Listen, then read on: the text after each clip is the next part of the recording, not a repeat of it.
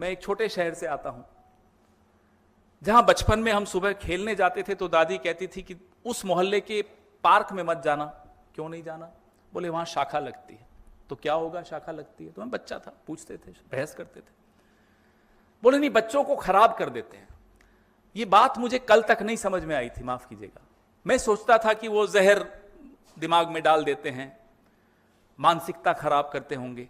कल जब मैंने ये पढ़ा तो समझ में आया कि बच्चों को खराब कर देते हैं क्यों बोला जाता था। माफ कीजिएगा, ये अपने आप को संस्कारी बताते हैं, ये अपने आप को राष्ट्रवादी बताते हैं, ये हमारे धर्म के ठेकेदार बन के घूम रहे हैं, और अंदर ये हो रहा है। सबसे बड़ा उपकार अगर हम आनंदू अजी जैसे लाखों बच्चों के साथ अगर कुछ कर पाएंगे तो वो ये कर पाएंगे कि इन्हें एक्सपोज करिए। इस संगठन को एक्सपोज करना बहुत जरूरी है। That's the least we can do to Anandu Aji and lakhs of people like Anandu Aji. ये पर्दा हटाना जरूरी है। इस पर्दे के पीछे क्या हो रहा है वो देखना जरूरी है, वो जानना जरूरी है, वो लोगों को बताना जरूरी है। आनंदू की मौत पर इस तरह के पर्दे नहीं चाहिए।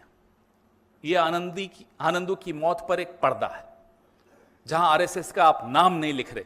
यह पर्दा डालने का षड्यंत्र शुरू हो चुका है। इसकी ऐसी जांच होनी चाहिए और ऐसी सजा मिलनी चाहिए कि जो समाज के लिए एक उदाहरण बने। जो भी इस तरह की संस्थाएं चलाते हों, वो सामाजिक संस्था हो, धार्मिक संस्था हो, वो राजनीतिक संस्था हो, किसी धर्म से संबंधित हो, किसी जाति से संबंधित हो, उनको सबक सिखाना बहुत जरूरी है। जो बचपन में किसी के साथ हुआ हो वो जीवन भर उसका साथ नहीं छोड़ता। उसके मानस पटल पे उसका जो प्रभाव पड़ता है वो आपने देखा आनंदू अजी के साथ जो हुआ।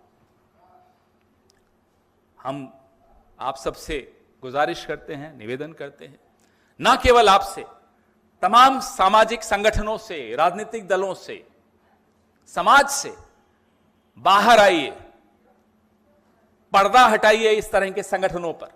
अपने बच्चों को बचाइए, अपने आने वाली पीढ़ियों को बचाइए। समाज में जहर तो फैल ही रहा है, उससे भी बड़ा जो हो रहा है, लोगों के मन में अवसाद डाला जा रहा है, लोगों का बलात्कार बच्चों का हो रहा है। और हैरानी की बात, 24 घंटे हो गए, कोई टिप्पणी कहीं से नहीं आएगी। छोटी छोटी राजनीतिक बातों में सब व्यस्त हैं। पूरी नस्ल बर्बाद हो रही हो, और ऐसी कितनी नस्लें बर्बाद हो गई होंगी, लेकिन कोई कुछ नहीं बोल रहा।